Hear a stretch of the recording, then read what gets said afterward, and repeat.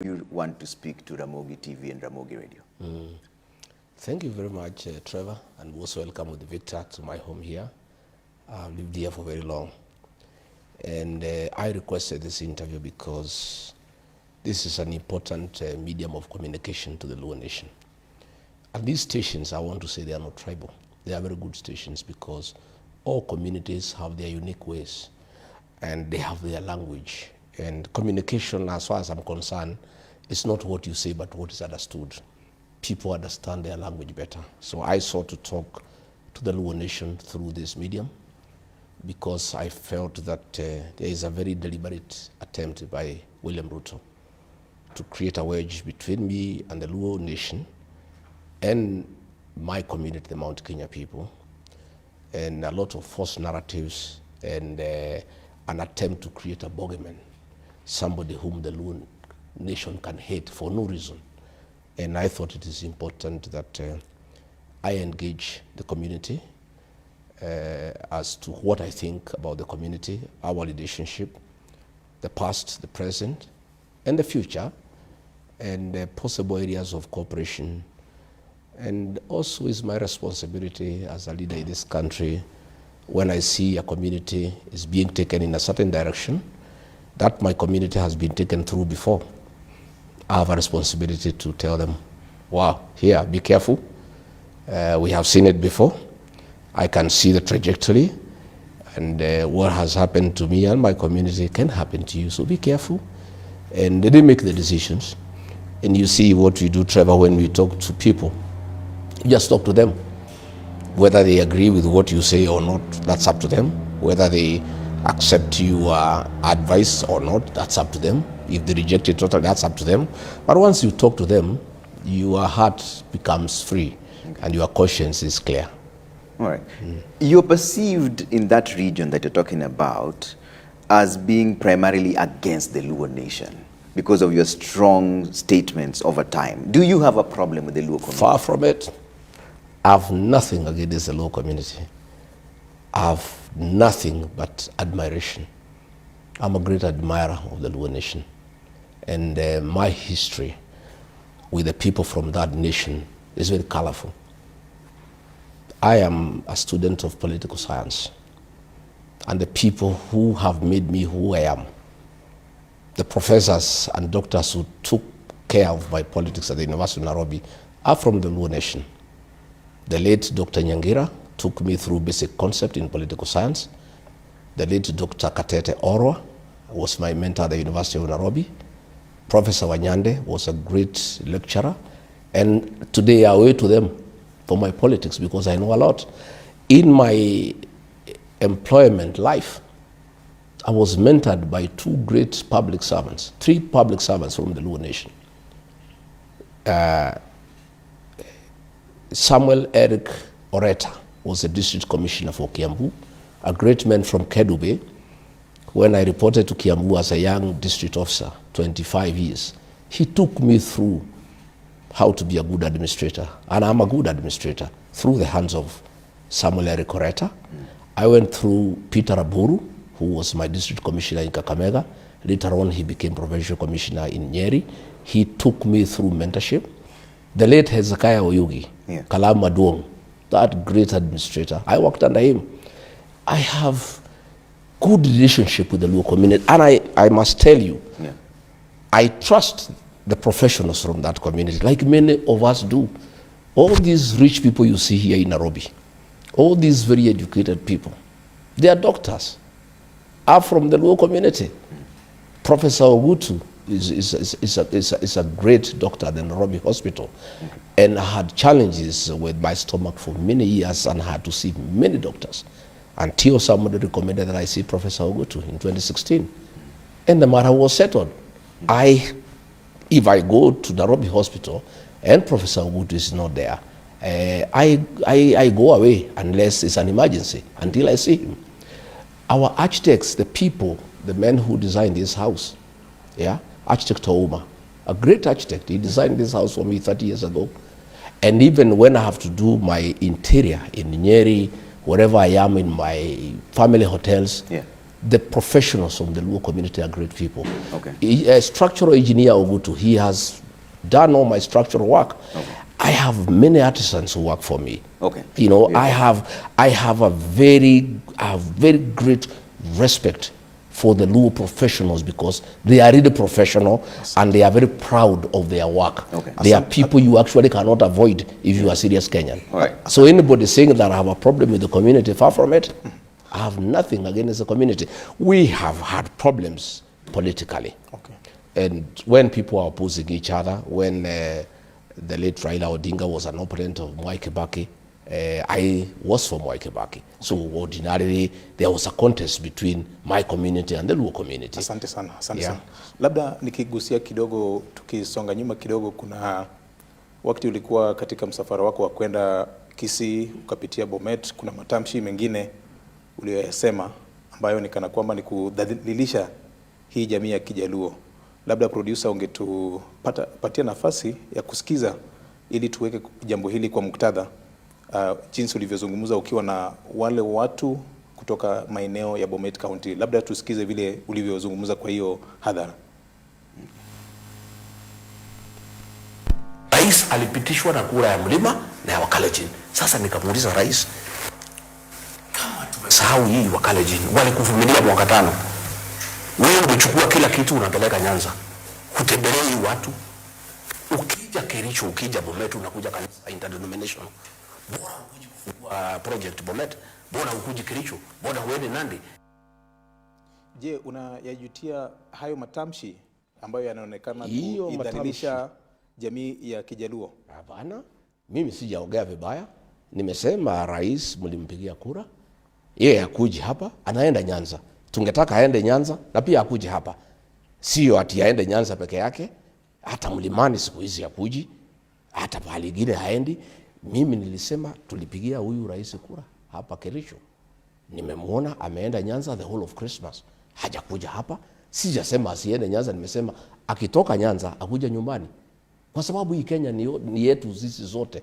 Huwezi kaa sehemu moja usahau wale ambaye pia walikupigia kura.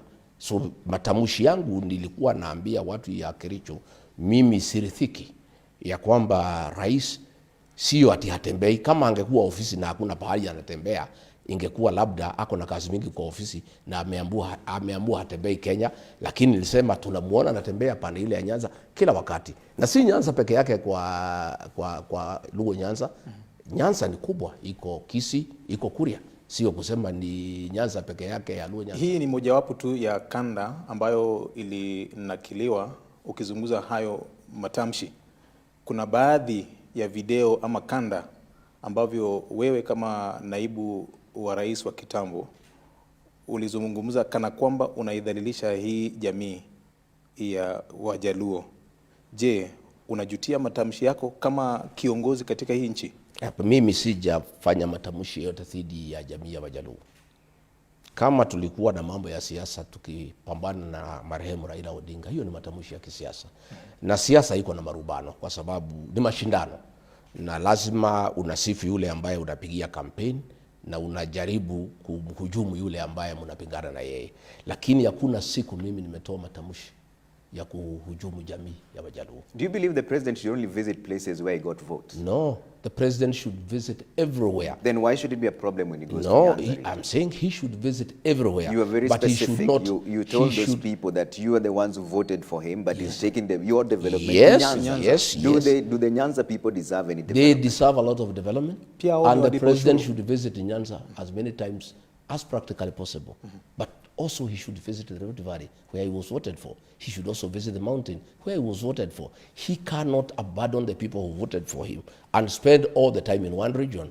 I was saying he must be balanced and he must serve all Kenyans equally.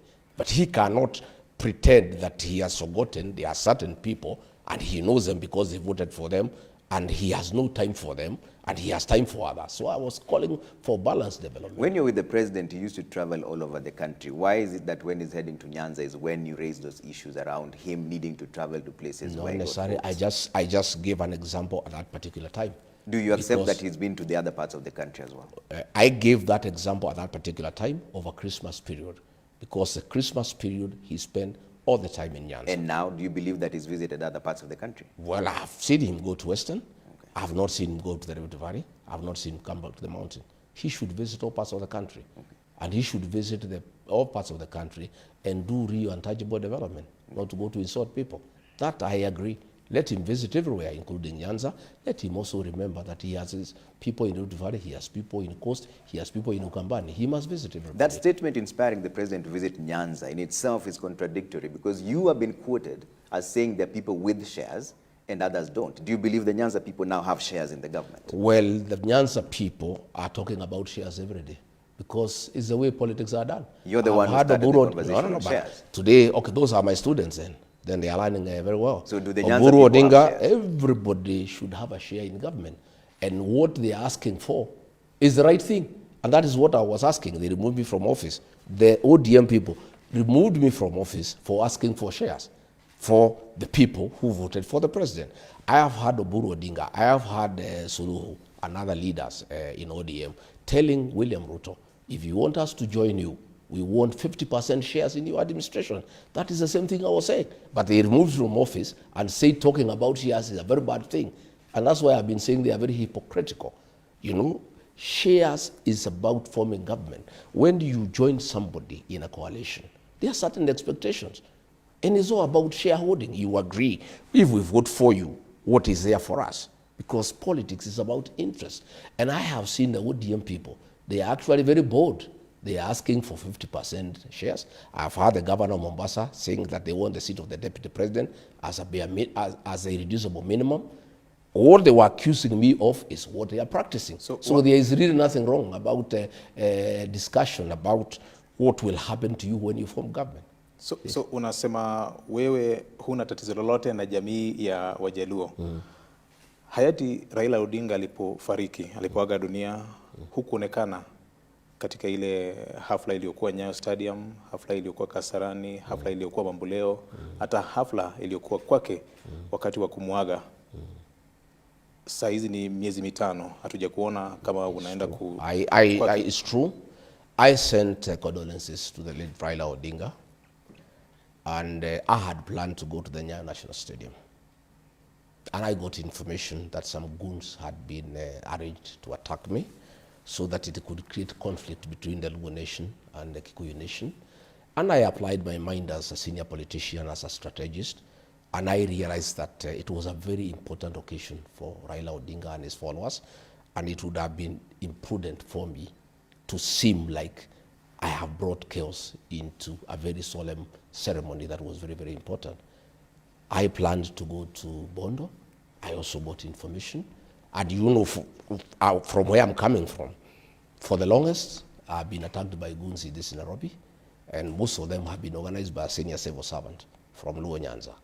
The goons that have attacked me in church in Kariobangi, in Mweki, when I was coming from the airport, were organized by a senior politician from Nyanza, who is also organizing goons in Nyanza. The ones Do you that have evidence for the that ones that statement heckled, yes, I have. The ones that heckled Orengo were organized by the same person. So I have also my own intelligence. I get to know what goes on in the security sector and in the country. So when I learned also in Bondo that there were plans to attack me physically as a strategy to create a wedge between the Kikuyu Nation and the Luo Nation. Because what would have happened if I was attacked in Bondo, the Kikuyu Nation would have felt very bad and create an enmity with the Luo Nation. And the Luo Nation had nothing against me, you know. In fact, let me tell you, the last time I was in Luo Nation in the company of William Ruto, when I was his deputy, I was given such rousing welcome in Migori, in Homa Bay, in Siaya, in Kisumu. For the 4 days we were in Nyanza, the Luo Nation welcomed me like a king. So I knew, you know, people who have dirty schemes of trying to create a wedge between the two communities wanted to attack me at Nyayo National Stadium and at Bondo to create conflict between the two communities. But I'm too smart of a politician to fall into such hands. Ameshazikwa, kuna baadhi ya delegation bado wanakwenda kwake alipolazwa, lakini bado I did call my mama Ida Odinga, and I gave her my personal condolences, me and Pastor Dorcas, and we did place a request that we would like to go to Bondo. and she told us that things were still quite heavy, and at the appropriate time she will give us an answer. We are still waiting, and if the family tells us, in fact I was ready with my elders and everybody, but we cannot go to a home unless the owner of that home tells us come. Are you saying they've denied you entry? No, they have not. Because it's been 5 months and you've not been there. Why didn't you go to Karen? She told us to wait, and we are waiting. Yeah, you cannot force yourself into somebody's home. I'm an elder, I'm a leader in this country.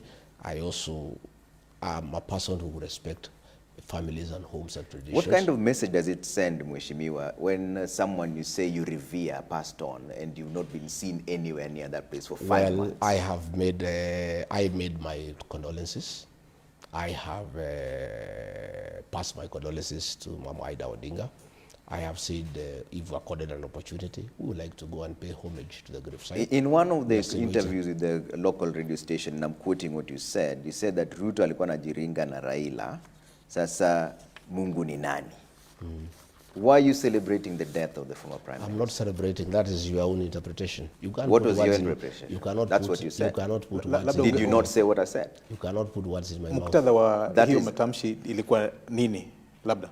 You cannot put words in my mouth. I'm quoting you verbatim. I said life. I said life. Na Mungu ni nani? What I meant is that life is dynamic. What is happening yesterday is not what is happening today, and it's not what is happening tomorrow. It has nothing to do with celebrating. It's simply capturing the dynamism of life. That what was yesterday is not what is today. What is today is not what is tomorrow.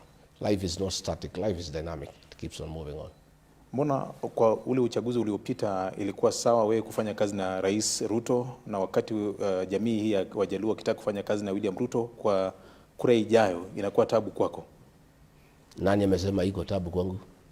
Matamshi yako ni peupe, Mheshimiwa. Sijasema iko tabu. Matamshi yako ni peupe, yanasema hivyo, yanaangaza hivyo. Mimi nakuuliza, siku rais alikuwa anapigana na Raila Odinga, alikuwa anaunga yeye mkono? Hakuwa anaunga yeye mkono. Kwa hivyo siku tulikuwa tunapigana na Raila hatugeunga yeye mkono. Tena mimi sikupigana na Raila, alipigana na Rais William Ruto. Mimi nilikuwa nasaidia William Ruto kupigana na Raila. Lakini yule ambaye walipingana na yeye ni Raila Odinga na William Ruto, sio mimi. Kwa hivyo huwezi sema ati niko na shida. Mimi sina shida, mimi natafuta uongozi. Ruto anatafuta uongozi. Na lazima sisi tupigane na Ruto kwa sababu tunataka kumshinda. What has changed now? Because this president who you're saying unataka kupigana naye kwa sababu unataka kumshinda was a darling at some point to you. Is it because of the impeachment that now you've changed tune for someone you referred to as your brother? William Ruto betrayed the Kenyan nation. The Kenyan nation or you? The Kenyan nation. He's still the president of the nation. It's you and he betrayed the Kenyan nation. He said he'll put money into people's pockets. Instead, he took the little that he had. During his campaigning, he said there will be no extrajudicial killing. He came and abducted children and killed them. During his campaign, he said there will be no evictions or demolitions. There are demolitions every day. Lakini ubomoaji ulifanyika hata kama wewe ulikuwa naibu wa rais.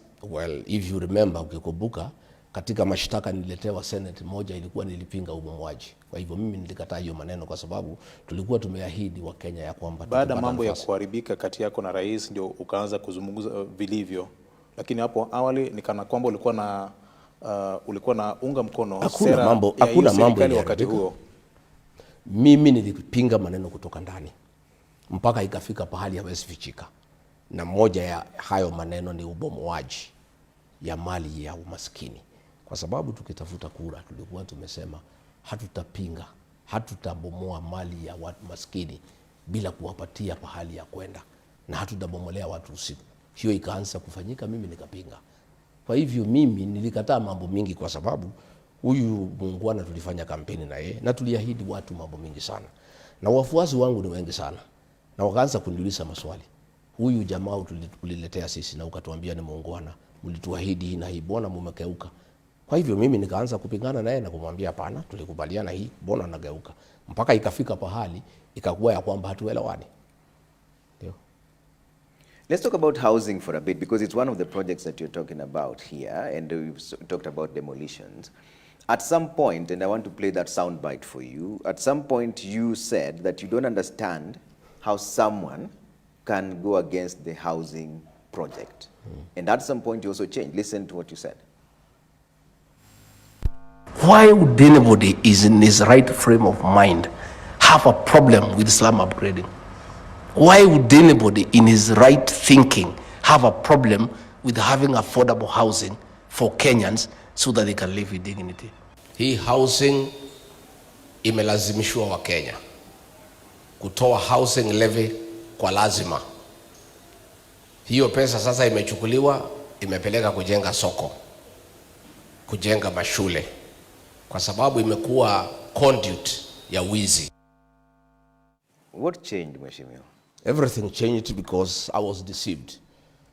I believed William Ruto of all the things he told me and the people of Kenya. And many Kenyans believed him. Many Kenyans believed him. Today they feel deceived, I included. I really believed housing was a good program to create employment. I believed him, 100%. I believed it was the right thing because he is very convincing and I had no reason to doubt him. Until it came to my knowledge that it was all a scheme to create wealth. The president bought 2 factories that manufacture steel. They are the ones. Which factories are they? Yes, I have. Do you have the evidence? There's one called Apex and another. The president bought a tiles manufacturing company. He bought Baburi Cement. All these factories he bought are the ones that are supplying construction materials for affordable housing.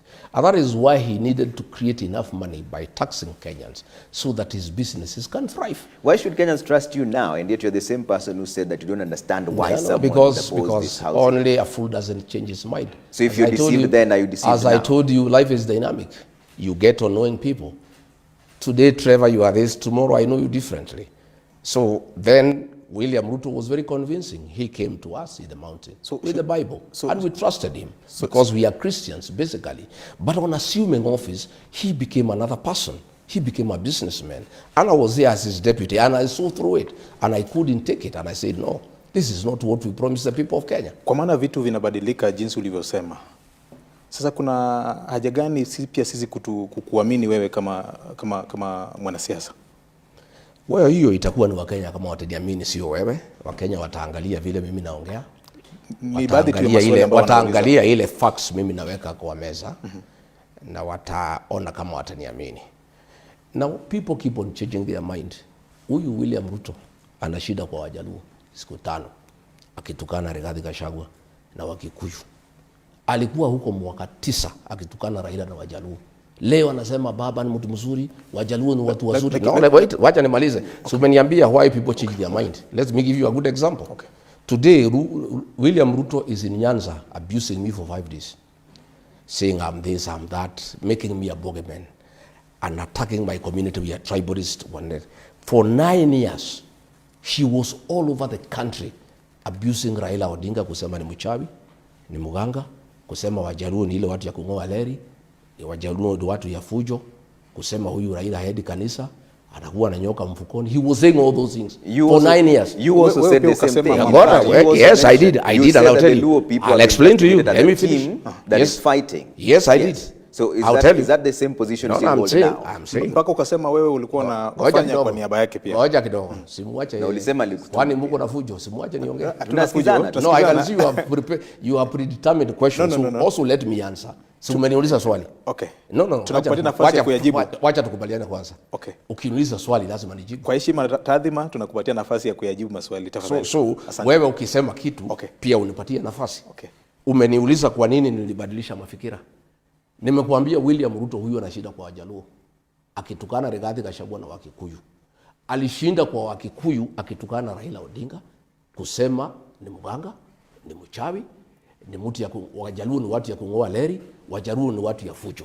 Leo alikuwa anasema jana Wajaluo they are intellectuals, they are very intelligent people. But it is you are talking to Mheshimiwa. No, but I must give examples because also when you ask me questions, because you must give it the same thing. So I'd like to hear your accountability of the same Trevor, I must give examples of how leaders go. This is one leader called Rigathi Gachagua. You have said, I also say the same thing is true. Because in our campaign, it's like a choir. William Ruto was the choir master. He was the composer of the song and the soloist. So wale choir members wanafuata what the choir master is saying. Ndiye alituambia hiyo maneno. Sasa wewe ulikuwa kwa chorus. Tulikuwa chorus. But have you now changed your mind? No, me now I'm a choir master. So those who are behind me so now, the song has now changed. I have a different song. Why should they believe you now But that that the was song not my song. It's just a song that you've No, changed. it was still not my song. You're still the same chorus and now you're the choir master. That song was not mine. I was a member of the choir. Choir ilikuwa ya William Ruto. Ya kupiga Raila Odinga na Wajaluo. Sisi tulikuwa choir members. So tunafuata choir members. Ulikuwa unatumiwa wewe? We were members of the choir. But this new song, have you now changed your mind? I have said. Why should the people? I have given you an analogy. Why should the people believe a choir master or a chorus master who changes tune? It's up to the people to believe. It's like they're asking you. If they, I don't know. They will listen to me. They will listen to me and decide. You painted the Luo nation as a nation that is chaotic, violent. I didn't. In fact, William Ruto did. It's not me. It is not me. I'm quoting you. You said at some point that a community has been castigated as people cause violence every single time. I've told you. That was you. I've told you directly. I've given you a very good explanation. Community. I've given you a very good explanation that I was a part of a choir and our choir master was William Ruto. And our work was to repeat the chorus from the choir master, who was also the composer of the song. At what point will you take responsibility for your own utterances? I am saying because that now you're saying that he's the one who told you to say it. No, I'm saying, Trevor, we were in politics. And, are you still in politics now? Yeah, we're in politics. So why should they believe you? I am saying we were having a contest between Raila Odinga and his people. And that was the politics of the day. I am not in politics with Raila Odinga. There is no presidential candidate from the Luo nation who is facing me. So there is no conflict. That was a contest. People are looking for positions. And there is a conflict as it goes on in politics. So they will be trading here and there. Why William Ruto now is abusing me, he was abusing Raila Odinga then because he was his competitor. Today, his most strongest competitor is Gachagua. And so he has just changed tact. The way he was abusing Raila Odinga is the way he's abusing Gachagua because I'm his competitor. Do you regret this abusive language that you and your former boss have treated the nation to? I have not abused anybody myself. You started this conversation. I did not start. Did you describe the president as having lost weight? I made that description. That description is true. That is considered body shaming. There is no apology to make. I described the way he looks. I did. Chapter 6 of the Constitution and Integrity, Article 73(3), says that state officers should behave in a manner that bestows respect and dignity. I'm not a state officer. You've been the second in command. I am not a state officer. I'm not a state officer. So are you now allowed then to just abuse officer. your other fellows just because you're not a current state officer? I am not a state officer. You've been the second in command. Do you regret the statements I have no regret whatsoever for my utterances. I made a true description that our other Kenyans have made. I'll continue speaking truthfully. You know, people say when people who steal, what are they called? They are thieves. People who do this and that, they must be described for who they are. And if anybody has a problem, you can take me to court. Do you believe that statement is demeaning? No, it's not. What do you think it is? It's up to you to think. You've what just, you think. I've told you I'm not the one who made the statement. I have nothing. Was it demeaning? I have nothing to say about it. I've said it's a true description of what I see. What does the appearance of the president have to do with governance? Well, you'll have to ask him. You are the one who described him. I'm saying it's you to ask him why he's so agitated. But I'm speaking to you, and you're the one who started this conversation. You are the one to ask him why he's so agitated. Tumekuuliza kwa sababu wewe ndio ulikuwa mtangulizi wa jambo kama hilo. Are you a lawyer for the president?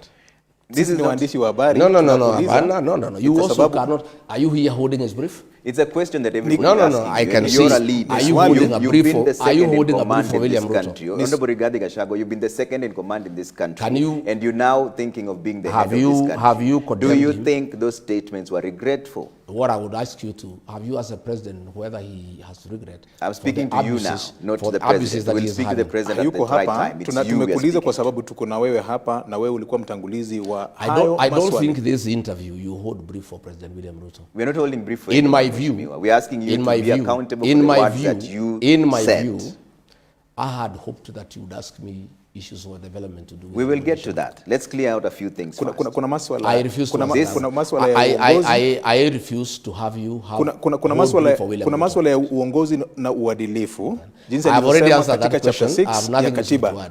That question I've answered. Will you apologize to the people for what you did? I have no apology to give to anybody.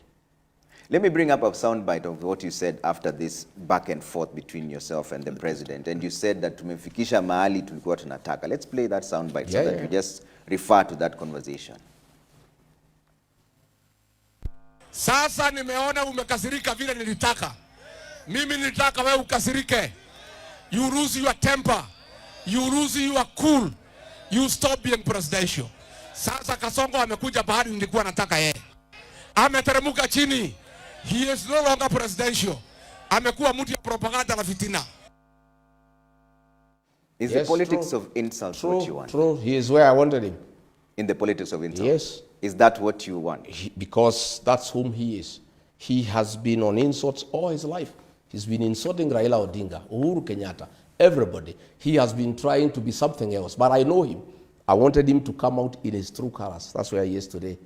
Abuse, pettiness, gossip, that's William Ruto. He is where I wanted him to be. Do you believe that is also describing yourself? Because you're the one who started this conversation. And you've just said there that tumefikisha mahali tulikuwa tunataka. I have said is I that wanted the politics him. I have told you I brought him where I wanted him to be. That's what I wanted. Na and he is where I wanted him. Jinsi ulivyonena hapo awali, hii tabia yake ambayo unasema ni kutupa cheche za maneno makali, uligundua lini? Nini? Uligundua lini hii mambo ya wakati tangu kitambo sana ama wakati tangu zamani natuliwa katika tangu zamani, lakini nilikuwa nafikiria akipata kiti ya rais atabadilika. Hajabadilika. Hajabadilika. Amekuwa tu vile vuti ya matusi. Alitusi Raila mwaka 9. Sasa amerudi tu pale alikuwa. Sasa ni kubadilisha tu Raila tu Gachagua. Wewe ukamtusi Uhuru Kenyatta ile enzi. Hata Raila wakati mwingine ukamtusi. Tofauti yako kati na yeye iko wapi? Nafikiri tuongee mambo ya maana ile tasaidia hii interview. Kuna masuala ya uadilifu na uongozi. Hiyo nimekataa. Kwa sababu sasa mnataka ikue hii interview ni mambo ya matusi. Mimi nimesema rais amekuwa akinitukana Nyanza for 5 days. Siwezi kuwa na interview kuendelea na mambo ya matusi ile rais anafanya Nyanza. Hiyo nimekataa. So you don't regret the statements that you made? I have said I have no regret at all. Okay. I have not abused anybody. I have just described a situation that is true and everybody knows it is a true situation. I have no regrets whatsoever. Okay. Let's talk about this broad-based arrangement. President Yes. William Ruto has been forging an alliance with the broad-based arrangement on ODM, which you strongly advised him against, telling them that they will regret working with him. What did you mean by that? That? What did you mean by the broad-based government will regret working with President William Ruto? Well, I was in coalition with William Ruto, and the minute he became president, he turned against the people who elected him. I know him. So I cannot tell the Luo nation what to do. But I can only give a word of caution that Raila Odinga, in his greatness, has one great legacy. He founded and developed and grew a strong political party. I'm on record publicly saying how I admire, when he was alive and when he's dead, I admire ODM party and the quality of leaders that came through ODM. Will you be willing to work with ODM? I don't have a problem with anybody. I have a problem that ODM is on his deathbed. And we want a strong political party. Strong political parties are good for our democracy. When William Ruto decided to work with Raila Odinga was deputy, and I asked him, you had a lot of problems with this man. You told us this man is the cause of all Kenyan problems. You hated Uhuru Kenyatta with all your life and said so publicly for working with Raila Odinga. How come, after having a problem with Uhuru Kenyatta for working with Raila Odinga, you now want to work with Raila Odinga? What has happened? And he told me, we were quite close. He confided into me that we cannot allow ODM to be.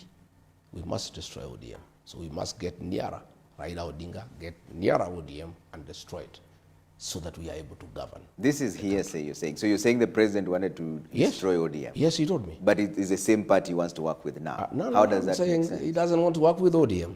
He has destroyed ODM. How? ODM is a pale shadow of his former self. What will happen, and you tell me, this NDC that is scheduled for Friday, that is ODM's last supper, and I hear Ruto wants to attend. Let me be very candid with the ODM followers. That is Raila's legacy. Please don't allow William Ruto to destroy ODM, because I have been in this space before. The only way a region can protect its interests in a government is through a strong political party. My people from the mountain, we are in the terrible situation we are in, I included, because we went to join Ruto without our own political party. And he shortchanged us, turned against us, and can do whatever he wants.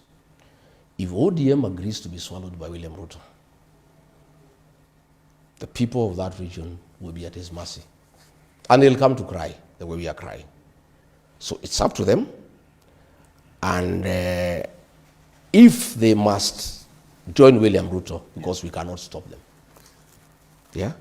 If they must stop him, if they must work with him, I'll give them a few tips, because it's important that I do so. And if they listen to me, it can help them. If they ignore it, it doesn't matter. But at least I'll have spoken, and it will be on record. If I had listened to President Uhuru Kenyatta, when he told us that William Ruto cannot be a good president and it's not good for the country, this country will not be in the shit we are in. Myself and the people of the mountain will not be in the predicament we are in. With respect to what's your language, Mheshimiwa? Yeah? What's your language, Mheshimiwa? No, I'm just saying. It's national team. I'm just saying we will not be where we are. Towers. We will not be where we are. And the mistake we made was to join William Ruto in his party. Since that we have learned and formed our own party. And we cannot be swallowed or merged with anybody.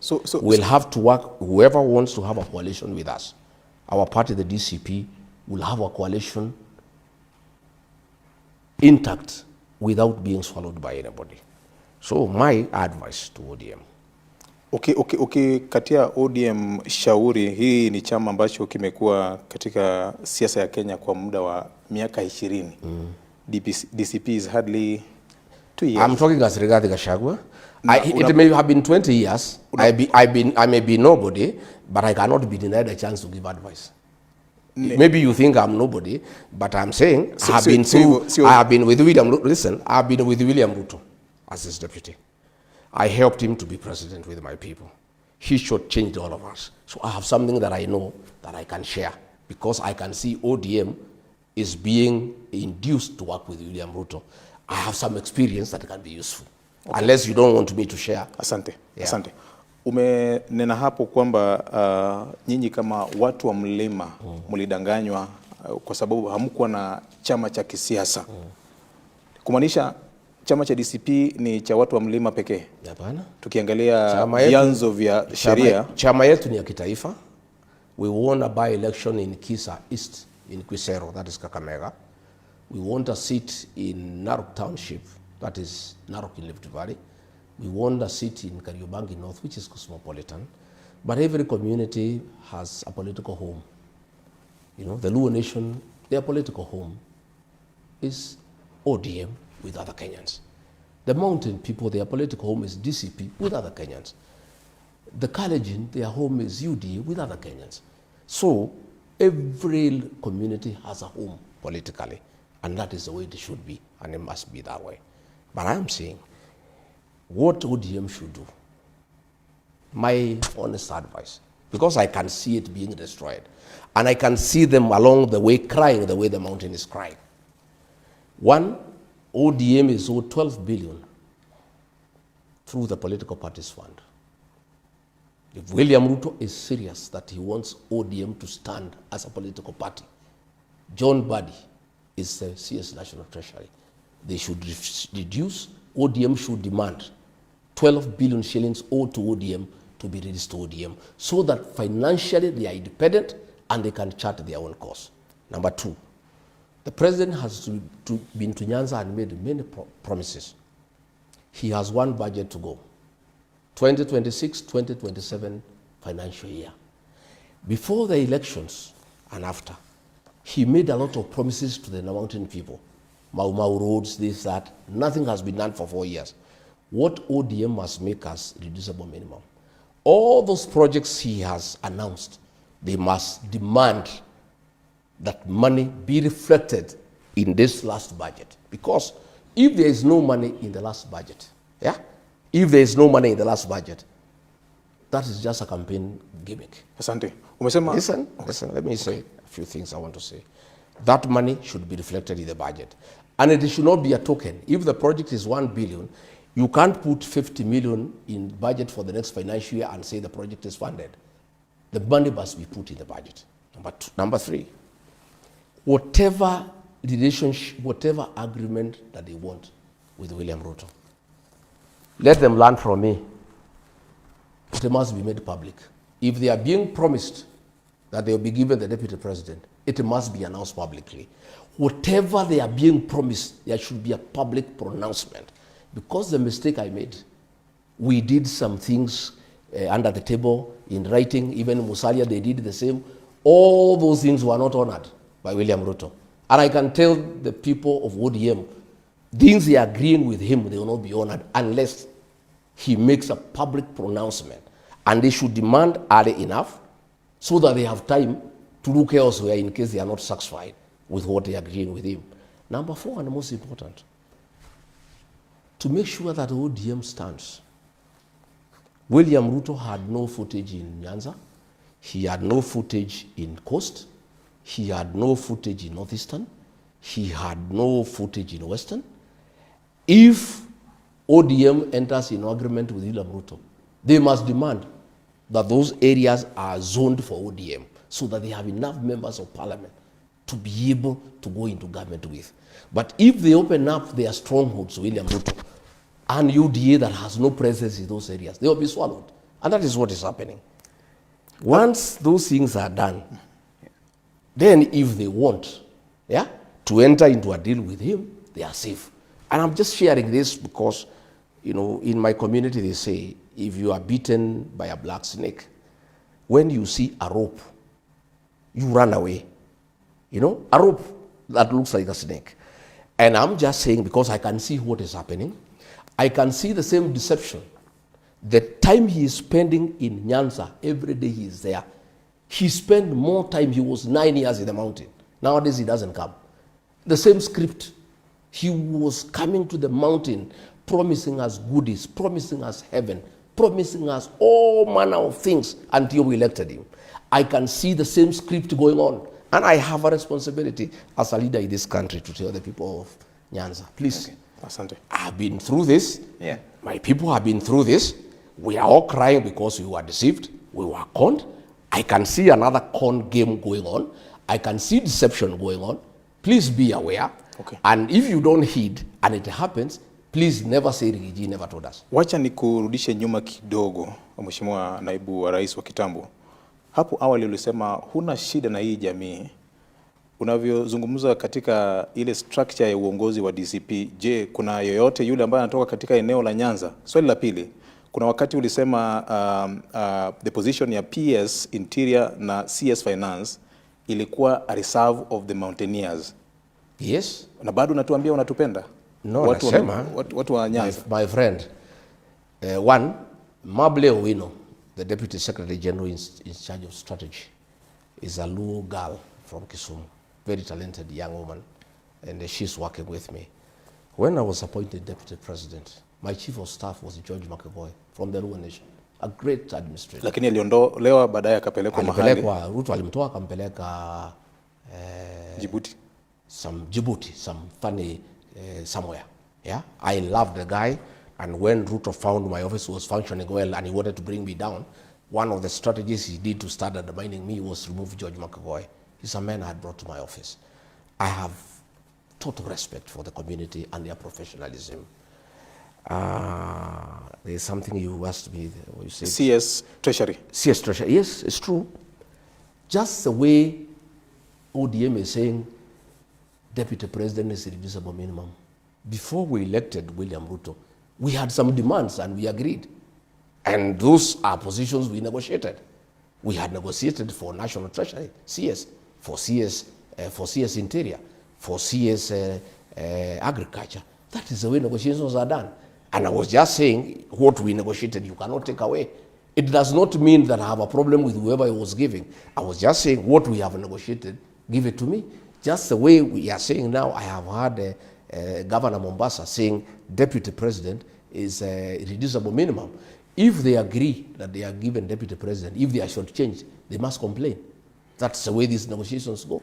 So myself, I was quite right in saying, whatever we agreed, we delivered. You had said, give me your votes, I'll give you this. We give you our votes, and what we give you are taking away, I'm saying is wrong. Ukiangalia hiyo ratiba ya wale mawaziri ambao katika baraza la mawaziri ya Rais Ruto, kuna baadhi watu ambao ni wanane kutoka eneo la Mlima Kenya. Yes. Does it bother you? Does it worry you? Not at all. In terms of representation in the cabinet? I negotiated for the mountain in exchange of votes. ODM is demanding 50%. Is there anything wrong? You demand, you know, my friend. This is where the problem is. Politics is a game of interest. This is where the problem is. So what about the other nations and the other tribes? But have you asked? But have you asked? That conversation. Have you asked Oburu when he is demanding 50? What will happen? That is a conversation they're having, and I'll speak to him when we speak to him. Yes. But we're speaking to you now. The Mount Kenya region has about 8 CSs, more than 15 PSs, and more than 300 in this cycle of government in terms of leadership. Is that fair distribution of resources and appointments, considering my brother Trevor, we had a political negotiation. William Ruto wanted votes from the mountain, 4 million votes. We gave it to him. And we say, in exchange, this is what we want. That's the way politics are done. And that's why I'm saying ODM cannot agree to dissolve. Because if they dissolve, how will they negotiate with William Ruto? They've not had a conversation of dissolving, but I'm asking you, because you're a leader of the opposition now, and if you have a negotiation with ODM, will you then offer them the 8 slots and the 15 PS? My friend, the dynamics of those negotiations will dictate what will happen then. We are not yet there. Let's not cross the bridge before we get there. Negotiations are informed by the parameters that exist at that time. William Ruto had been rejected by all other Kenyans except the mountain. He was desperate for the mountain vote. So we also asked him, we are the only people who are willing to back you. Coast rejected him. Northeastern rejected him. Nyanza rejected him. Western rejected him. Nairobi rejected him. Nobody else was willing to back him. The mountain was the only stupid region that could not see through him. We were conned, and we have accepted our mistake, and we are going to correct it. But since we are the only ones who are available to support him, we demanded as much as we could, because that's the nature of negotiations. But now, if we are in a coalition like now, we are with so many other people, I don't think we can demand that much, because whoever we are with, we are many of us, you know. But that time, other than the mountain, nobody else trusted William Ruto. They knew him, and they knew whom he is. Do you understand and history is repeating itself. As we speak today, only that region seems to believe William Ruto can be anything. And that is why they are demanding 50%. And I think they are quite right. Because the mountain doesn't want him. Coast doesn't want him. Everybody doesn't want him. So the people of ODM in Nyanza are saying, wow, since nobody wants you, can you give us 50%? Do you understand why people are a bit shy to deal with you? Because of the strong language that you use. Even right now, when we speak about a conversation. Say you are shy dealing with me. You have just Don't said, talk about other people. You just said the Mount Kenya region were the only people who are stupid enough. Yes. That tagging is where the problem is. No, we were labeling communities. I have said that is a feeling in my community that we were conned, and we did not see it through the con. We were conned, and we have accepted. And that is a mess, is a language everywhere. We were duped into electing somebody who cannot lead, a businessman who has, reaped the country, who has taken over all the businesses in the country, who has ordered abductions and extrajudicial killings, who has spoiled relationship with other countries. We were duped. And when people are duped, how do you describe them? And I have said myself, I was stupid. I've accepted. I was stupid enough not to see through William Ruto. And that's why I'm saying I don't want anybody else to be conned. I don't want anybody else to be duped.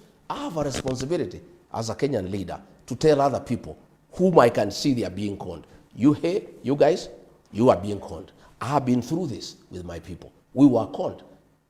And if I don't tell you, because myself, I feel terrible because Uhuru Kenyatta had warned me and our people, and we did not listen. And we can therefore not blame Uhuru Kenyatta because he had told us, this man is not fit to lead. This man will make sure there is no country. The same has come to pass in Uhuru Kenyatta's lifetime.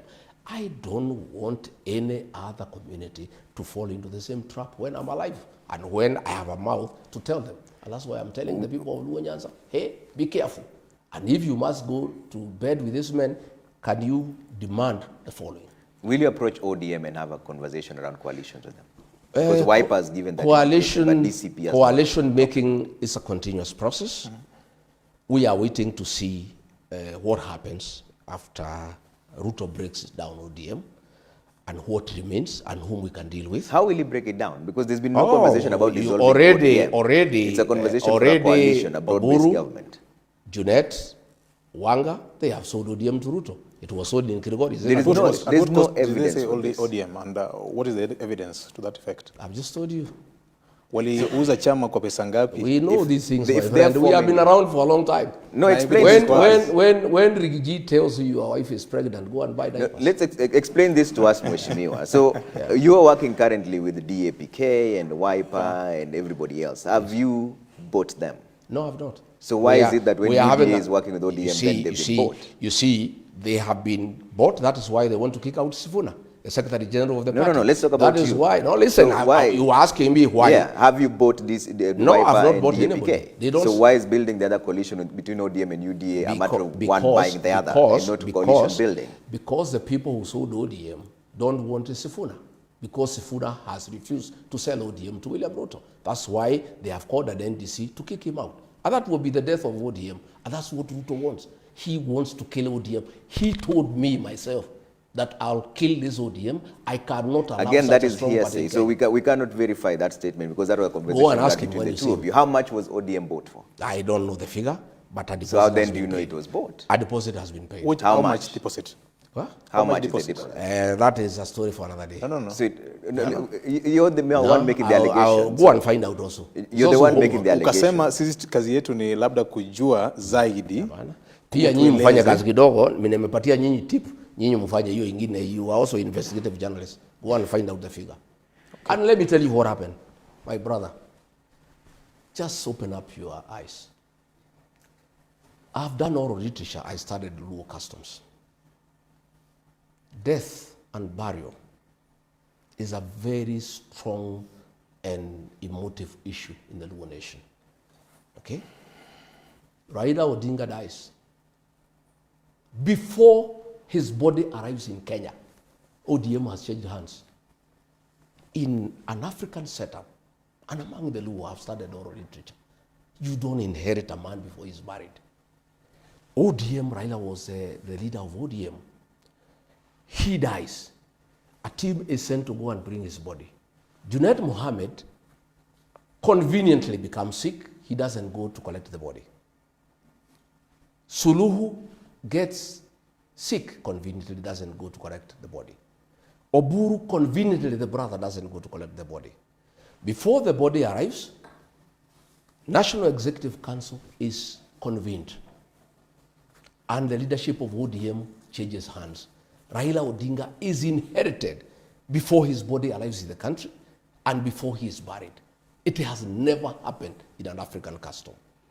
ODM had already been sold, and the coup was done even before his body arrived in this country. Yeah? And that is why they want to kick out Sifuna, because Sifuna cannot agree to that scheme. The statements of the ODM being sold is the one thing you keep referring to, but you can't tell us how much. Why should we I've asked you, conversation? And you keep referring to Sifuna, that is one person.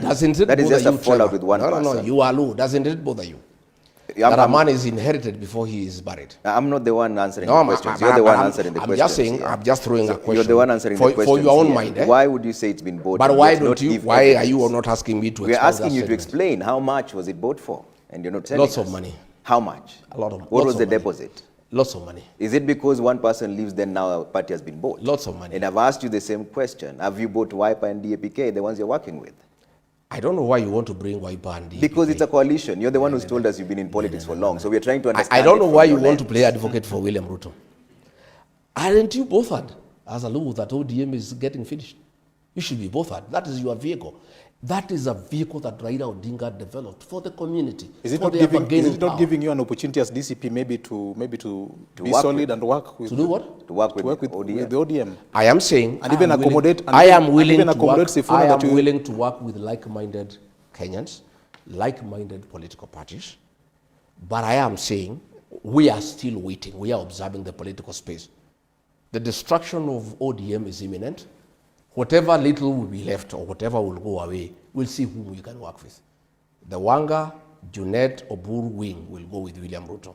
Whatever else remains, because I've seen Akina Sifuna, Akina Babu, Akina Orengo, they are steadfast that they don't want to destroy Raila's legacy. They want multi-party democracy to work. They want a strong political party. The Akina Orengo are very clear that you cannot finish ODM. Is that the wing of ODM you want to work with? There? Is that the wing of ODM? I don't know what will remain. Let's see what happens on Friday. You just said that they are I'm just saying. That's the Linda Mwananchi team. I am listening.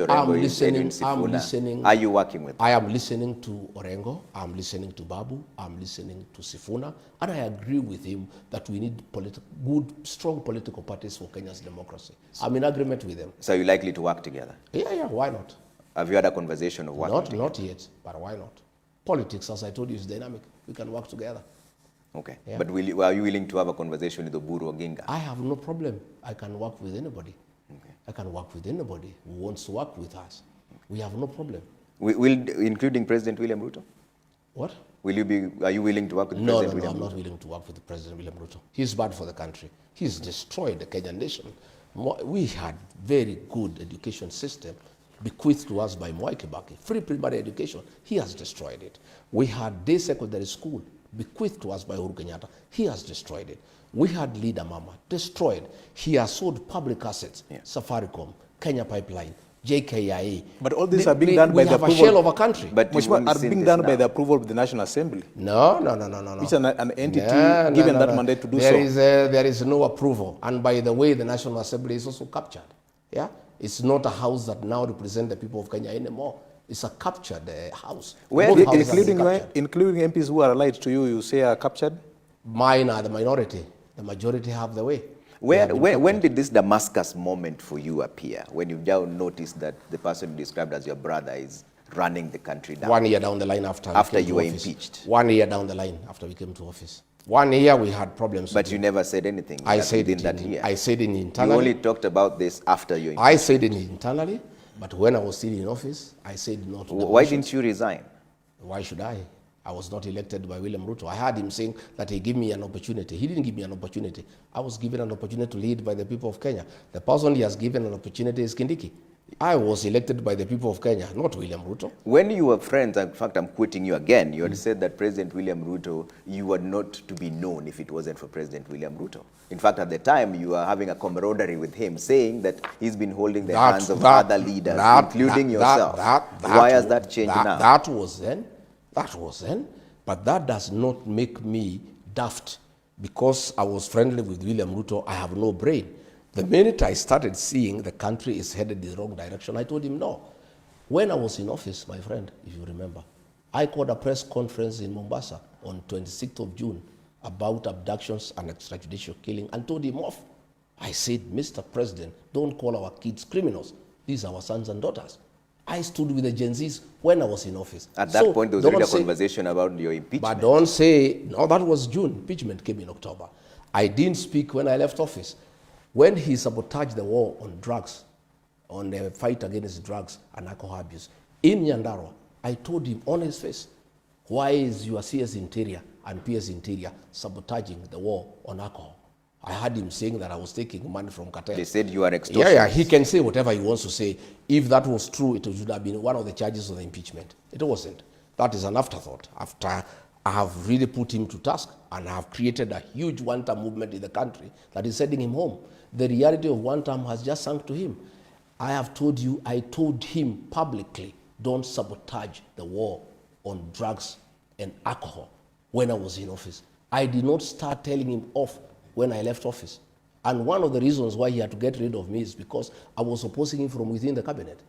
When he brought the finance bill, 2024, I was the only one voice in the cabinet to say, no, this is not acceptable to the people of Kenya, and the people of Kenya will have a problem with it, and we shall have an egg on our face. And it came to pass. I went back to the cabinet, I said, Mr. President, I told you, after the Gen Zs forced him to back down, I said, I told you, you did not want to listen to me. I told you this thing cannot be accepted by the people of Kenya. So this argument that I only spoke after I left office is a fallacy, it's not true. I spoke from inside, and that is what precipitated my removal, because I was bringing oversight and sense, and starting with the people of Kenya from within government. And by the way, that is what the framers of the 2010 Constitution wanted. They wanted a deputy president who is elected and who can check a rogue president from within government. That was the intention of the framers of the 2010 Constitution. They did not expect a robot, an appointed deputy president like the one we have, who cannot say no to the president because he's his appointee. The framers of the 2010 Constitution wanted to bring oversight within the executive so that you have a president and a deputy who are both elected. And since not both of them can go rogue at the same time, if one of them goes rogue, the other one can check him. Hiyo ilikuwa kazi ya bunge.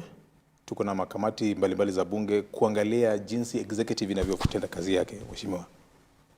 Are you trying to rewrite what the Constitution says in terms of its spirit and letter? I am saying there is something called the letter and the spirit of the law. The letter is what is written. The spirit is the intention. Why did the framers of the Constitution want two elected people, one president and a deputy elected by the people? So that the deputy president has a voice because he's elected by the people. The current deputy president we have is a robot. He's somebody's appointee. There's nothing he can say. Everything is yes, sir, yes, sir, yes, sir. You had said in one of the political meetings when you were still in good terms with the president that wewe ni mtu wake wa mkono, wewe ni Mr. Yes, sir. I see. Yes, on good things. I was prepared to be yes, sir, on what is true, what is good, what is constitutional, what is within the law. I had no problem. And for the good things that we were doing, I was supporting him 100%. But when he started abductions, extrajudicial killings, I said no. Okay. When he started demolitions and evictions, I said no. When he started theft of public resources, I said no. When he started misappropriation of public funds, I said no. I was prepared to be loyal, yes sir, on things that are constitutional, things that are good, things that serve the people of Kenya, things that are appropriate, and that improves the lives of the people of Kenya. I was more than prepared. Thank you. The minute I realized that what was happening is not what is supposed to happen, I said no. Kuna wakati ulikuwa kama naibu wa rais, wakati chama cha ama coalition ya Azimio walipokuwa na maandamano, tulikuona ukiraukia mapema sana kwa ofisi yako, ukicoordinate masuala ya kudeal with mambo ya maandamano, watu waliuawa, watu wakapigwa vibaya sana, mali ikaharibika. Was this part of the script of saying yes sir to the Mr. President? I was not in charge of security operations. The way the security architecture works in You chaired a meeting, Mr. The way the security architecture works in You chaired some meeting in absence of the president. Yeah. Let me tell you, the way the security architecture works in this country is that the president is the chairman of the National Security Council. He also appoints all the security chiefs and they report to him directly. The deputy president has no say in security operations, except if directed by the president to carry out a certain assignment, or the president is out of the country and deliberately assigns the deputy some duties. That meeting I chaired that one day on a Sunday morning. We had gone to the airport and he was chairing the meeting. At time was going, he told me to continue with the deliberations. Okay. But all decisions on the crackdown on Mandamano were made by the president, executed by Kindiki and Raymond Omolo. I was a bystander. Going to the office early in the morning was part of my routine. I used to go to the office every day at 5, whether there is Mandamano or no Mandamano. I have found some ODM MPs going to Nyanza to tell people that people were killed when I was deputy president. I was not president. I did not appoint the inspector general. I did not appoint the director of the DCI. I did not appoint Raymond Omolo. I did not appoint Kidiki. Those were appointees of President Ruto. Wakati ukasema kwenye kanda kwamba IG wa polisi wa sasa kijana kutoka kwenyu wewe ndio ulimpendekeza kwa rais. Yes. But he's the appointing authority. You can recommend somebody, but he can take it or not take it. So did you recommend the wrong person? Is that what you're saying? Do you regret recommending the IG? No, I have no regret. What happened with IG is that the president decided to sack Kenoti, who was DCI. And I didn't have a problem with it or say because he's the president. And I demanded that if Kenoti is sacked, I need a replacement from Meru because that is a position the people of Meru were enjoying. And so Kome was identified, and I took part in that identification. But I don't take responsibility for his actions. The fact that I said this guy is okay, but the appointing authority is the one who made the final appointment. I made so many other recommendations which he ignored. Yes. Okay. Let's take some feedback here. We're about to take a quick break for the highlights here, but there's quick feedback. Ashley Dan says, shame on you, Ramogi, for inviting a tribalist for an interview. How will you shake off this tag of being a tribalist? Well, to start with, if tribalism is speaking one's language, then Ramogi station should never have existed. Why do you call me to a tribal show? We didn't call you. I'm saying, why does this show exist? You requested us to come here. No, but why does it exist? Why does Ramogi exist? You are being asked here that there's a tag for you being a tribalist. What makes me a tribalist? Shareholding conversation is one of them. But Guru is talking about shareholding. But let's not deflect the question to other people. It's you who started this conversation on shareholding. My friend. And people believe that you stand for the mountain more than any other reason. Shareholding is part of the agreement between Wetangula and Musalia Mudavadi and is signed by William Ruto. Does that make him a tribalist? Shareholding is part of discussion on political negotiations and is going on as we speak today. And there's nothing wrong with anybody saying, if we support you, this is our expectation. And that's what ODM is saying. And they are saying it so loudly. Why is that person sending you that message, not asking why Oburu and those who are asking for shareholding with Ruto are not tribalists? Because we're speaking to you now. So is that the same arithmetic that you have as a tag. Let me tell you, that tag of tribalism has been pushed by William Ruto. But when I was supporting him, he never said I'm a tribalist. When my community was supporting him, he never said I'm tribal. My community and I are not tribal. Ask me why. In the last election, we had a candidate called Mwaura. We never gave him any vote. We gave 4 million votes to William Ruto and 1.3 million votes to Raila Odinga. I had the leeway to say I cannot support William Ruto because he comes from another community. Okay. Then how do you call me a tribalist after supporting a Kalenjin to a man? I supported him with my people. Okay. When did he realize we are tribalists?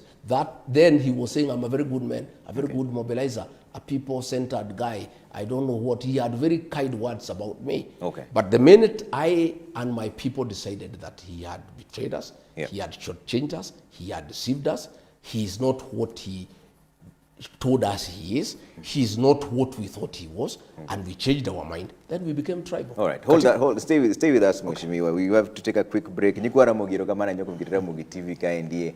Network makende gyogai mar DCP Mheshimiwa Rigathi Gachagua kijalo pjaten piny Kenya machone dala ne makaren obiro ne achiel kachiel kontiere kagi VOJ Victor Tieno Juma mar Radio Ramogi.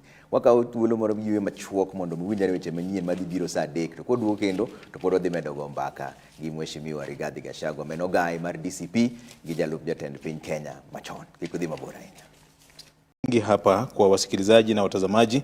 Kuna moja na hoji kwamba ulipokuwa katika ofisi yako kama naibu wa rais, kuna jamii moja almost constitute about 50% of staff in your office from your backyard. Does this worry you? This is Edwin Sirega from Migori asking that question. Labda ungejibu hilo swali.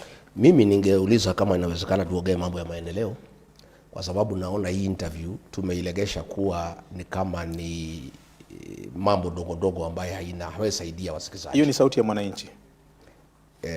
Ameuliza swali negative, soma zile positive comment pia iko. Because nimeona positive comments kwa issue wakati ya break.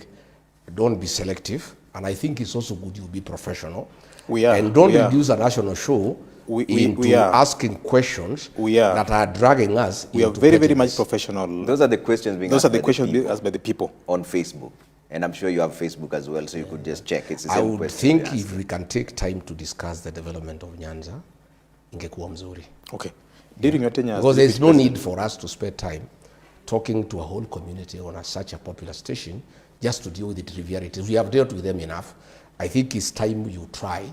We see whether we can discuss issues that can change the lives of the people of Nyanza. So matters leadership and governance. I think we have tackled realities. that half the show. We have tackled that half the show. And that is a problem we had when I had a show here with Okwara. We dealt with the whole show on trivialities and pettiness, and we lost the gist of the interview. Okay, thank you. It's Thank you also so much. good for us. Fair enough. Because I think it's also important to discuss issues that can impact on lives to the people of Nyanza, and what are my thoughts. Yeah, and that's why I thought this interview was necessary. I cannot guide you on how to do the interview, but I thought it's responsible for you as senior journalists to also allow us to discuss. Do you think responding to the people is matters worth your that can time? change and impact on the lives of the people? Is it worth your time responding to the people asking questions? When are you going to ask issues that concern We are the people? asking you questions from the people. Because There's they're more also questions asking that the same have come in. questions. Even on Well, to start 23600, with, there are questions. my office was run by George Makagoy. He's the one who was employing people. So when you find him, you can ask him who was employed there and who was not. I have no details as to the people who was working in that office, other than the senior staff attached to me, where I had a say. Others were public servants that were picked by the Public Service Commission, and the then chief of staff would be in a better position to know than I. Bishop Joseph Omuya from Bondo says, my question to Honorable Gachagua is this. He said that he was singing in the choir of Mr. President. How can Kenyans trust someone who can sing a song without care, even the song has something abusive words in the communities? We leave that decision to the people of Kenya on the ballot day. Do you believe the SGR will be beneficial to the Western region? That's a good question now. Now we are talking. SGR. That's a question from the same ones you're now we are talking. Now we are talking. SGR is a very useful infrastructural intervention, not just for Nyanza, but for Uganda. Yeah? And I think it can increase trade and movement of cargo between Kenya and Uganda. My only problem is that whether it's doable, because this promise has been there for the last 4 years, and it's coming on the last year of the election. What I would want the ODM people to do, and the people of Nyanza, politely, is to ask that this contract be published with the date of commencement and the date of completion, so that we know it is not a con, which I think it is. I could be wrong. And because I have seen these con games, we were promised Mau Mau Road, barabara ya orofa ya kutoka Nairobi kwenda Thika. You know, I have been in this game before, and I know William Ruto and what he does in that direction here. What we are asking is for us to know that this project is real and it has been properly done. Because this company called CRBC has been used to con people. They went to Rironi Mau Summit Road and launched that road that was, we were told by William Ruto it will be ready by April. It has not started. And there's no contract. When was the last time you were there? No, I'm just saying, wait a minute, I tell you what's happening. There's no contract, so the contractors cannot start. So there's no What has happened, Nobody they have been inside. given some little money from the National Social Security Fund, NSSF, to do what you call data works, just clearing and giving an impression that something is going on. For Rironi Mau Summit Road, I'm challenging the Ministry of Transport and Infrastructure to publish the contract between the government of Kenya and the Chinese contractors, showing the date of commencement and the date of completion. That contract does not exist. But as the work started, have you seen there the is, work? There is no work that has in started. the Rironi Mau Summit, what has there's started, no work that is I've told you going on. what is being done is what you call data works. Are you being factual? No, listen. Because I've been there. I was in Nakuru the other day. I was also there. No, I'm just There telling you works what is, on that road, I'm telling you what is going on. Is what you call data works. The graders are there. No, everything is they're there. there. I've told you they are called data works, but there's no contract. So the actual construction of the road cannot start.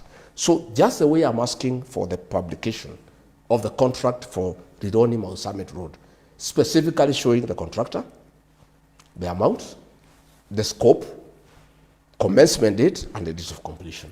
For SGR, I'm asking on behalf of the country and the beneficiaries and everybody else, because it's important and it's good for the country, we want the publication of the contract for the construction of the SGR, showing clearly the date of commencement and the date of completion. In 2024, you flanked the president while in his tour in the Nyanza region, mukaenda mpaka Rusinga.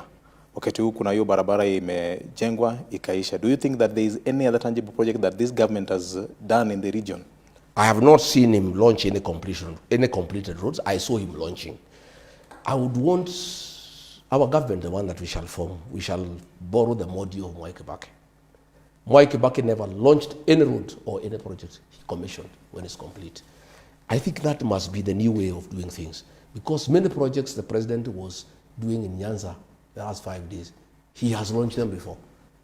There are roads in Meru he has launched 5 times. Like which one did he launch in Nyanza during his tour? So I'm saying in our government, the one that we want to form with my colleagues, one of the things that we are all in agreement, we want to stop this launching business.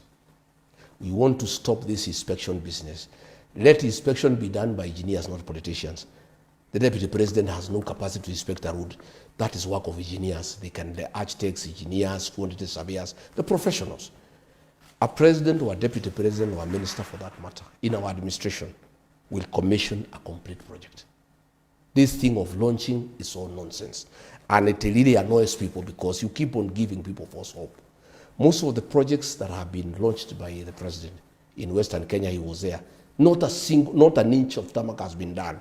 He made an agreement with Musalia and Wetangula that he will do 1,000 kilometers of road. I was part there. Not a single kilometer has been done. We are not talking about the Western. No, I'm just giving an example. Yeah. You know, Nyanza did not have an agreement with him because they were in Azimio. But Western Kenya had an agreement with William Ruto. So an agreement is binding. The mountain had an agreement with him. That is why we keep on saying Nyanza did not have an agreement, so they really cannot put him to task, other than telling them promises. But I am saying, in future, in our government, the launching, inspection will not be done by politicians. We will do the commissioning when a project is done and it's finished. Let's come back to the Rironi Mau Summit Road. So you've admitted that you've seen some works there. Yeah, I've seen what you call data works. So this is a PPP project. Why does it require any budget allocation? Because is it not being done by the same contractor, China I've said we want to see a contract. Hold on 1 second. We're just talking about this. Isn't it the same contractor who did the expressway? So why, if it is a PPP, why then would you need to see the contract? There is no project that you do without a binding contract, because this money will be paid by taxpayers. It doesn't matter whether it's PPP or whatever it is. It will be paid by the people of Kenya. Anything that has a monetary implication must be founded on a contract that is binding and that has clauses also for default and liabilities. Do you think the PPP is the way to go? The PPP is too expensive.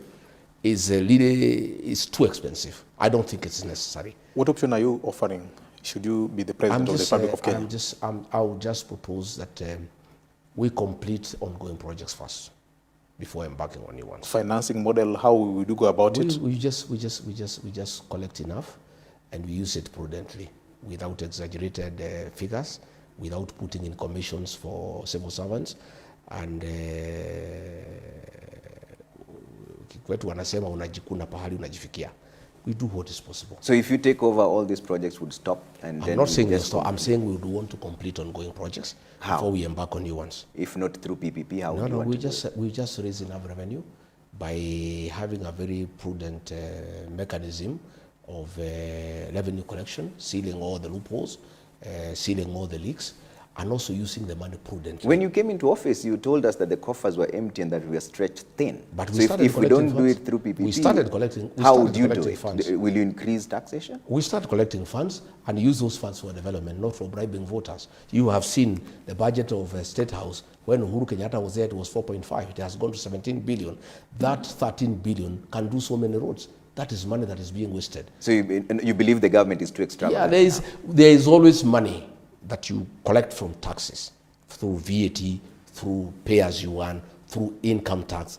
There is sufficient funds in this country, but we need to use those funds prudently for the purposes for which they have been collected from the people of Kenya, by stopping wastage and privilege. So practically speaking, if you took over as the president, what is the first thing you would do? It is to stop theft of public funds. How? Just that. Stop people from stealing from the top. Once the president stops stealing, nobody else steals. Okay. Once the president is stealing, everybody else joins in the gravity train. You stop it from the top. Once you stop from the top, it stops. It must be stopped. How? We also must I'm stop still struggling using, with the how. I will not have, by not allocating 17 billion to State House. So you cut down the budget of State Yeah, House by of half. course. Not just that. I've seen the deputy president is allocating 450 billion for choppers, for going around doing politics and doing nothing. Those are the things that we must stop. Wastage. So in your mathematics, once we stop wastage, those funds, because they are available, we apply them prudently for the benefit of the people of Kenya, for services. That's what I'm saying. what percentage of the budget for government should be slashed? If you I wouldn't have the figures of what we need to do. I need to get into office and put it down and see what is wastage and what is useful. Yeah, that will do. But I am clear in my mind that if you stop theft at the top by the president, the rest will follow. It's a year to election, Mheshimiwa. I'm trying to get into your tangible movements. You will have my manifesto soon, don't worry. Because this is also a conversation in your political spheres, where there's a conversation that the opposition are all about one term, but no specific agenda. Hold your horses. I'll be having an election manifesto explaining to the people of Kenya what I'll do for them if I'm president. When should we expect that manifesto to Just be out? hold your horses. Just wait. Wait a little. For now, you don't have any general It's structure. being worked on. There are people working on it. Okay. It's a good document. It needs to be worked on. There are many technical people who are helping us to think through. We are giving our own input. We have input from other Kenyans. We are listening to many people. In the fullness of time, we'll have an election manifesto. You will be able to ask me questions based on my proposal. Umezungumzia maswali ya ufisadi kwa kina kabisa. Je, kuna maybe the pillars that top notch that you would want to maybe share with us in terms of what you envision if at all you are elected to the President of the Republic of Kenya as we wait for your manifesto? I have said we have to deal with corruption. Apart from corruption, Yeah. any other thing that you see? We What other things? need to restore institutions of governance. We need to restore the independence of parliament. You know, we need to make sure that there is no interference in the criminal justice system. I have just seen they are harassing Tuju. They have slapped him with a demand of 650 million by KRA. They are using that body. After harassing him, the man is in hospital. That guy had a bad accident. He injured his spine. He was mishandled by police. He is in hospital. He has not killed anybody. He has not done anything that would warrant that kind of violence against him. The man is in ICU. They have now using KRA to intimidate him so that he can shut up. We must stop the use of the criminal justice system to manage politics. We must stop using police to deal with the business people. I said the other week, there is a tender, there is a work to be done at the Nairobi Railway City that is funded by the British. And there was a tender, and one company quoted 22 billion shillings.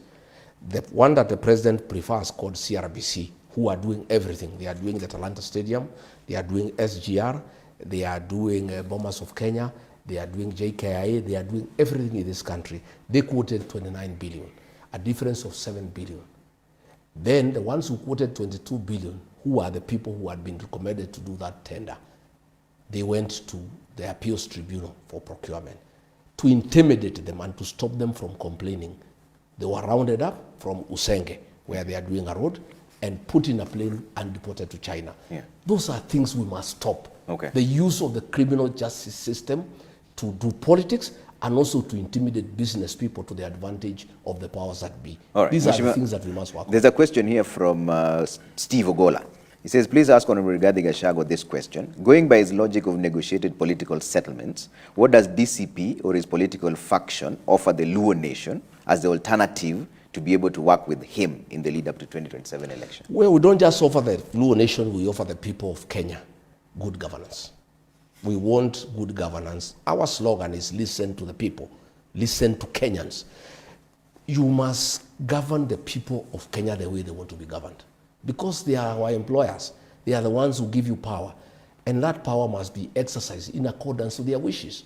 I'm not just offering the Luo nation a good government. I'm just offering the people of Kenya good governance where their voice matters.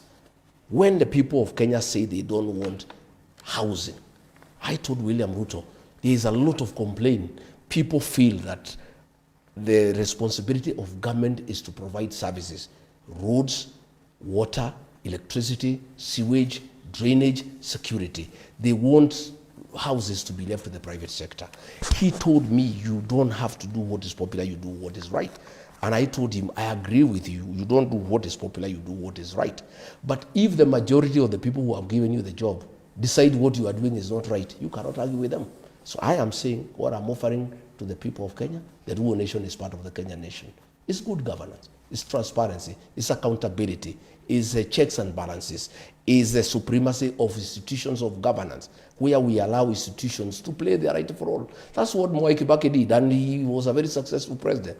He allowed institutions to work, and he let everybody work.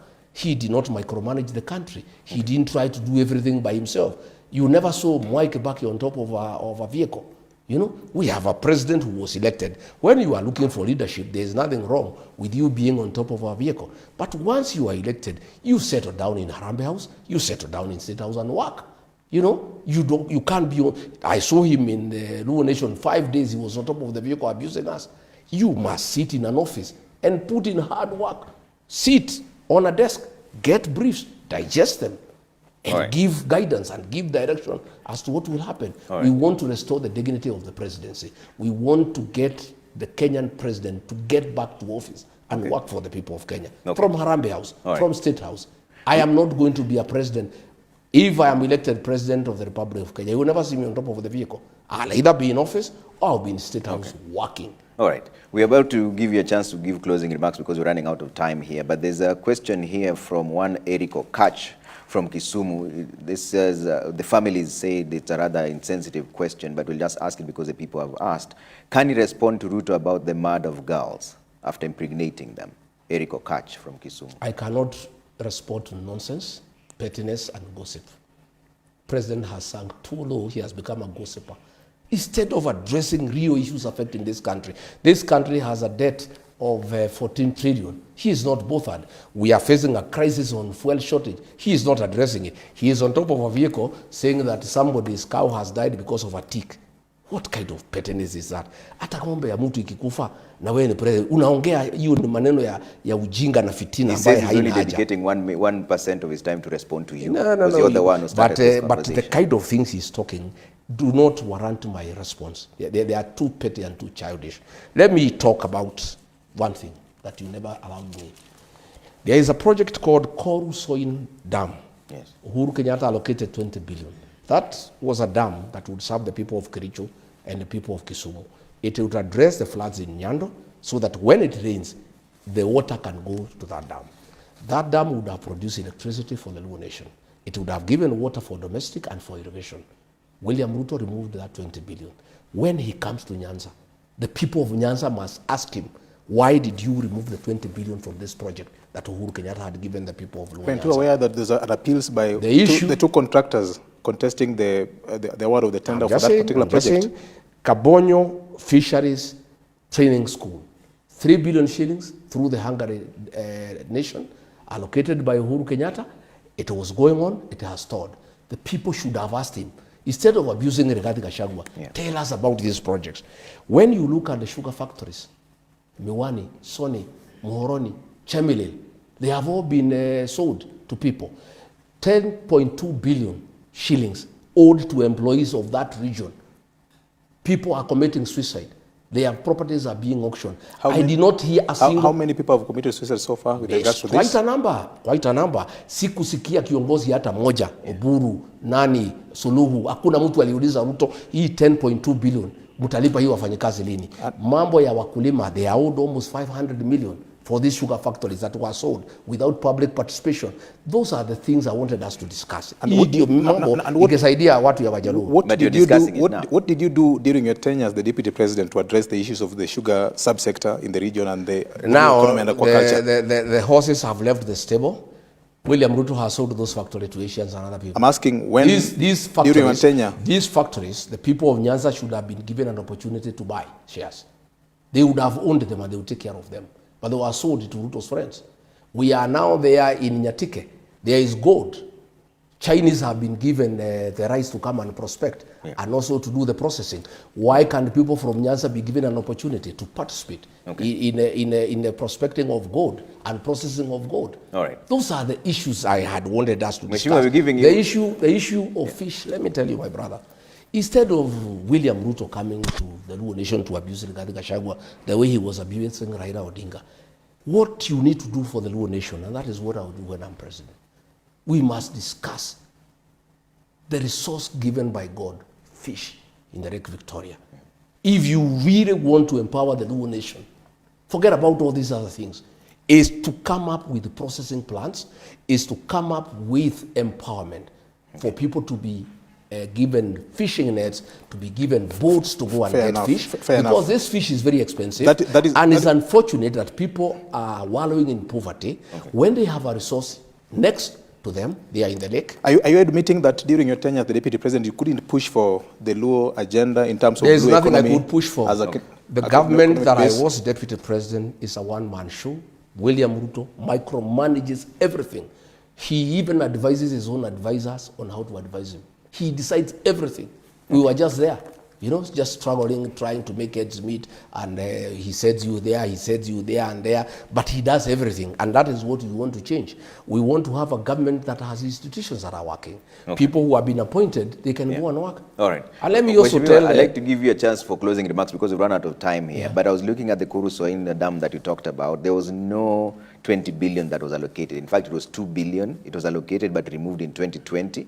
Because it was too little for the project, which was 19 billion, that you can't put that 20 billion could not be allocated in that financial year. But even then, have you been told what happened? Let's have your final comments because we've run out of time here. Just a minute. Well, Trevor, you have been very biased in this show, which is very unprofessional, because, anyway, let me not go into that. Let me say my closing remarks.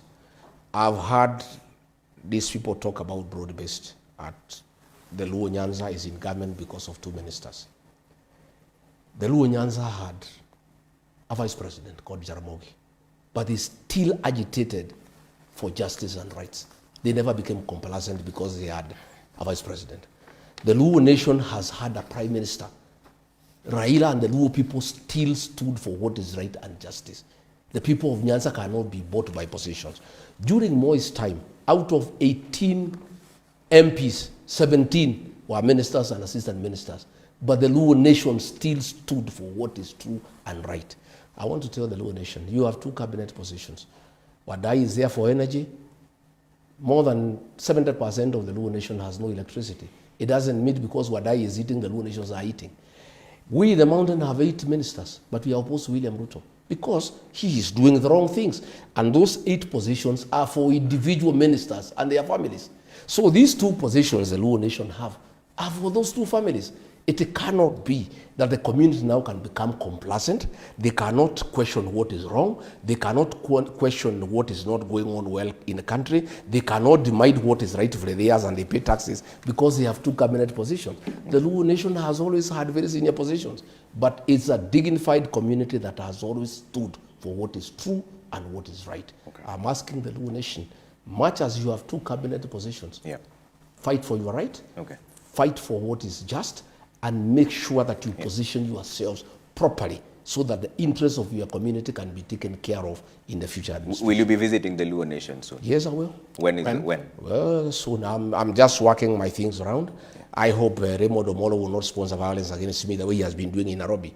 he's been mobilizing people here in Nairobi to Again, attack you're churches. making allegations that you no, can't it's true. prove. He can take me to court. He organized violence in Kariobangi Church. You have organized evidence for violence this, in so you Mweki. can It's take Omolo. this to court. Even this attack on Orengo is Omolo. So you can take this to court? Yes, I can. Okay. He is the one who has been organizing violence in Nyanza. And I want to ask Kerimodo Omolo, stop violence. So when are you coming to Nyanza? I should be coming soon. Okay. Will you be organize myself? Will you be fielding candidates in DCP? Well, I'll come. Will DCP be fielding candidates in that area? I want to tell the Luo Nation that if ODM joins UDA, those who are independent people and minded, who are not sycophants, if you don't come to DCP, your goose is cooked. Yeah. You will never get a certificate. DCP is available to the Luo Nation. All those leaders who are courageous, who are brave, who believe in the people, who want to go to parliament to fight for the Luo Nation, DCP is your party. Even here in Nairobi, I have very many aspirants, who have come to DCP. Okay. And I have told the Luo Nation here in Nairobi to be careful, because previously the ODM has had 9 MPs in the city, courtesy of Wiper, courtesy of the Malembe Nation, courtesy of the Kisii Nation. Okay. Those nations are not with Ruto. Ruto has no votes in Nairobi. So if you go and make a partnership with Ruto, where will you get votes? Okay. You people must align yourself with the realities of Nairobi politics. All right. The Nairobi politics, as we speak today, is in the opposition. All right. So if they decide to join Ruto, they will not get a single position here in Nairobi. And I'm saying, like Ruaraka, if I get a good candidate from the Luo Nation who wants to run at the DCP, hey, voila. All right. Yeah. Thank you, His Excellency. His Excellency Rigathi Gachagua, the DCP leader and also former deputy president. Mane kama we chenru marwa marubu chijo pen, kawono nuwa ria yema chualo rematin, kwa chako kiwachi marangi chuelo mochoko chupunya kwa imore, karabu chijo pen bende wagoma na kaya ndigi, ogae mara DCP, kijalu jaten pen Kenya machon, Honorable Rigathi Gachagua, duoko nero kamana nyako moroko dala ne kaya ndi makarin ko bira chiel ka chiele, tuwak makende nuwa tire kagi VOJ, Victor Tino Juma, tuwak odhi, jopin giwe gibiro ngado, to oyiengore kon mane. Erokamano nya ne Rigathi Gachagua kuom miwa thuolo kendo jopiny bende mar go kodwa mbaka. Ene mo luongo wakanya kwa Mgajwang kaka ne wachake ni to nodwaro ang'o hie momiyo luongo waka tiwinjo mana kod iti kaka duogo penjo mane kaka en. Ka kamano Trevor en kinde mar goriti nikech gimoro amora nigi sane. Tantie kod gen nitie gik manyien ma jopiny bende opuonjore e twak mane wan go odiochieng' makawuono. Sa koro chopo wanadwoko nwero kamano kweti Ramogi TV kan kaka pile nyinga Trevor Ombija jandingo panga janyakach dendo nombija taya nyakwar guok ocha pesa. George Bati Daddy Cool bro biro mondo nyiso weche mosebedo katimore pacho ka dwoko nwero kamano ahinya kuom keti Ramogi TV ka.